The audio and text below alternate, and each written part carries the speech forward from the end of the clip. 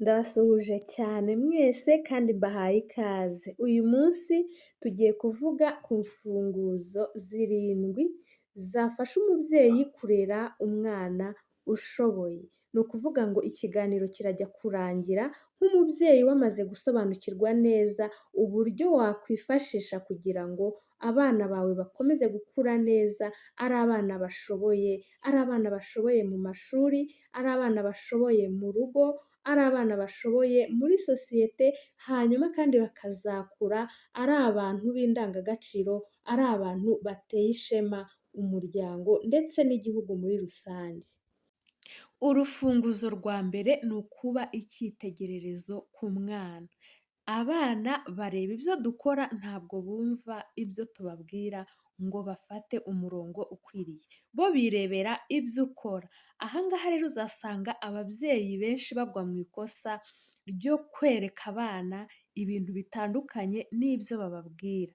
Ibi rero ni amakosa akomeye cyane kuko niba hari ahantu ufite intege nke, gerageza ko umwana wawe atahamenya kuko we ntabwo azabifata nk'intege nke kuko ari wowe cyitegererezo cye, azabona ko ari ibintu byiza cyane nawe atangire kwiga kubikora. Aha ngaha biragusaba kuba icyitegererezo mu kazi kawe, kuba icyitegererezo uko witwara mu rugo, uko ubana n'abandi, uko ukemura ibibazo, uko ukemura amakimbirane, ibyo bintu byose biragusaba kwitwararika imbere y'abana kugira ngo ejo utazagira intege nke ku kintu runaka ugasanga nabo baragifashe, baragitoye.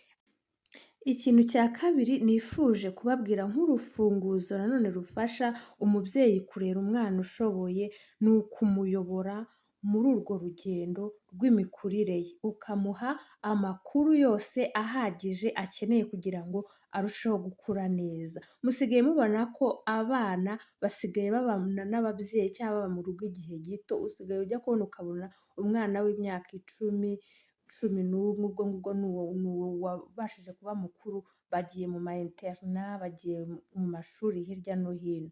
Aha ngaha rero icyo ababyeyi basabwa ni ugutanga ayo makuru mu myaka yo hasi, umwana akiri muto afite imyaka 2, 3 n'5, ku buryo amakuru yose akeneye aba yarayabonye, noneho bikazamufasha cya gihe amaze gutandukana n'ababyeyi, uko agenda yisumbura ajya mu mashuri, akazaba afite impamba yose izamuherekeza muri urwo rugendo. Aha ngaha rero ni byiza ko abana ubaha amakuru yose akenewe, yaba amakuru yo gukorera ku gihe, akaba azi ibyiza byo gukorera ku gihe, akaba azi ingaruka zo kudakorera ku gihe, yaba amakuru y'ubuzima bw'imyororokere, akaba afite amakuru yose ku mubiri we, yaba indangagaciro akeneye nk'umuntu, yaba gukorana imbaraga, ibyo bintu byose, ayo makuru yose y'umuntu akenera mu buzima bwe bwa buri munsi,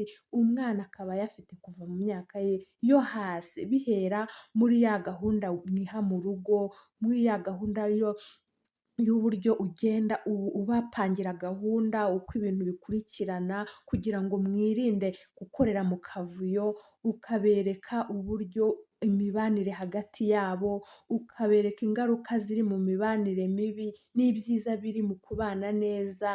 Ibyo bintu byose, indangagaciro zose, ibintu byose by'ingenzi bikenerwa mu buzima, ayo makuru yose bakaba bayafite. Urufunguzo rwa gatatu ruzagufasha kurera umwana ushoboye, ni ukureka umwana agakora ibintu bye mu bwisanzure, akagira ubwigenge n'ubwisanzure mu byo akora utamuhagarikiye. Iki ngiki nacyo ni ikintu cy'ingenzi kandi gikomeye ugomba kuyoboramo umwana mu gihe akiri muto kugira ngo azakure ari umuntu ufata inshingano, azakura ari umuntu utishingikiriza ku bandi kugira ngo abashe gukora ibintu bye neza. Aha ngaha rero ni byiza kureka umwana akagerageza impano ze kugira ngo umenye uko atekereza, umenye amakosa akorera mu bintu bitandukanye, umenye uko uzamufasha kuko iyo utamuretse ngo akore ibintu bye uri hirya wamuretse, akomeza agendera ku mategeko yawe no ku buryo umuyobora, noneho we ntumenye imbaraga ze, ntumenye n'uko uzamufasha mu mpano ze, mu kumenya icyo Imana yamuremeye. Urufunguzo rwa kane umubyeyi akeneye ngo arusheho kurera umwana ushoboye, ni ukugenera buri mwana umwanya wihariye. Ni ukuvuga ngo niba ufite abana barenze umwe, buri mwana ukamugenera umwanya mu gihe runaka wateganyije kitari kirekire, kugira ngo umenye neza ibimubaho, yaba ibimushimisha, yaba ibimubabaza, kuko iyo ari muri rusange hari igihe umwana atirekura ngo akubwire neza, akubwize ukuri, umenye ibintu uko uri bubikurikirane.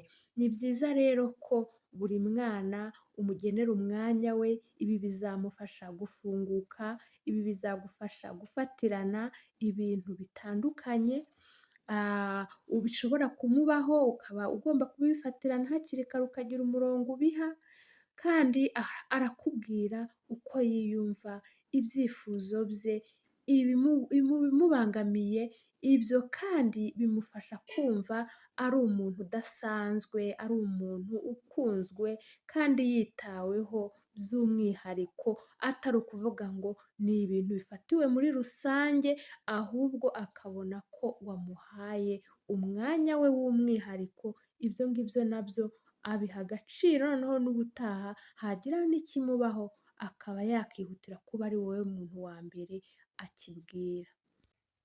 Urufunguzo rwa gatanu nanone ukeneye kugira ngo umwana arusheho gukura ari umwana ushoboye, ni ukumutoza kuba muri sosiyete, cyangwa se kumutoza kuba mu bantu, kumutoza imyifatire iranga umuntu mu bandi. Aha ngaha rero usanga rimwe na rimwe ababyeyi bashyira imbaraga cyane mu byerekeranye n'ubumenyi bwo ku ishuri n'amasomo n'imyifatire myiza yo mu rugo, nyamara bakibagirwa ko ejo n'ejo bundi umwana azaba yakuze akajya muri sosiyete. Noneho yagerayo kuko ibyo atagiye atozwa ubwo buzima, ugasanga ibintu bimwe na bimwe bije bimwikubitaho atazi iyo biva n'iyo bijya. Aha ngaha rero ni byiza ko umwana asohoka mu rugo agakora imirimo y'ubukorerabushake mu bintu bitandukanye, yaba aho musengera, yaba mu yandi mahuriro y'abandi bana, mu bintu bitandukanye ashobora kuba yajyamo akabona uko abantu babana n'abandi, akamenya uko hanze y'ubwo buzima abamo bwa buri munsi, uko abantu baba bameze. Ibi ngibi rero bizamufasha kuba umuntu ufata inshingano, akure ari umwana ufata inshingano, akure ari umwana udatinya, umwana wisanzuye, ubasha kuvuga ibitekerezo bye adatinya, akure ari umwana ufungutse, ari umwana ushobora kwiyadaputa ahantu hose yagera.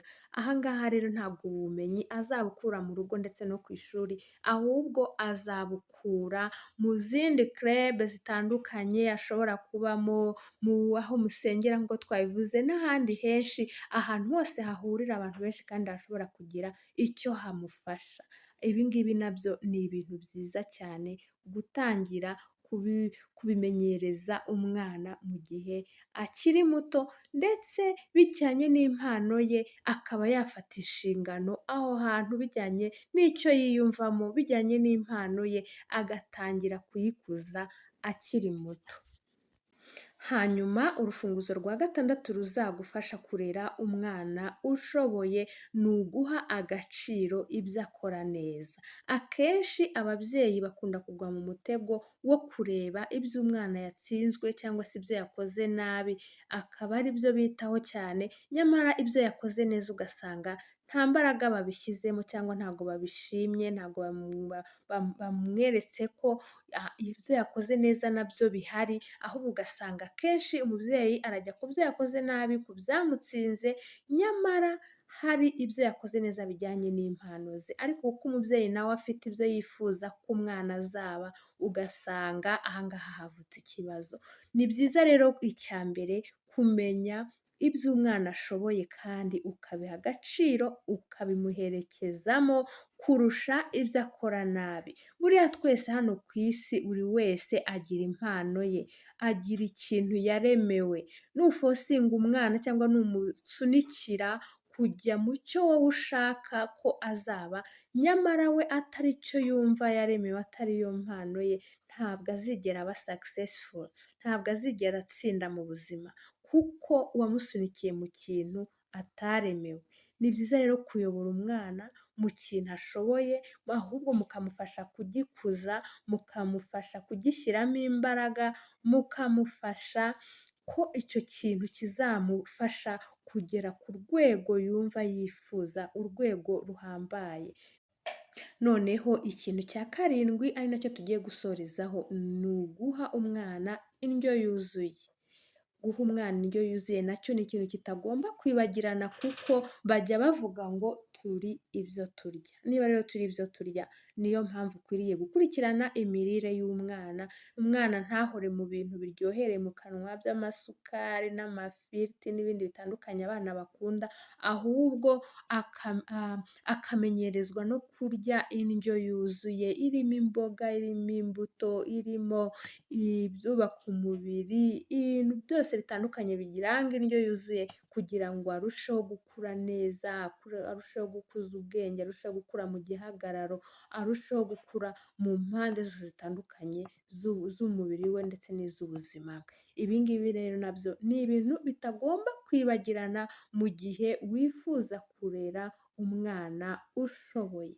Ndabashimiye cyane rero mwese twabanye muri iki kiganiro, nizere ko abana bacu bagiye kurushaho gukomeza gukura neza, ari abana bashoboye, ari abana bakura neza, ari abana baduhesheje ishema. Ndabashimiye cyane, naho ubutaha. Niba uri mushya wibuke gukora subscribe, niba uri umusangwa nawe ukore like, ukore comment, kugira ngo tujye tubona ko koko muri kumwe natwe. Ndabashimiye.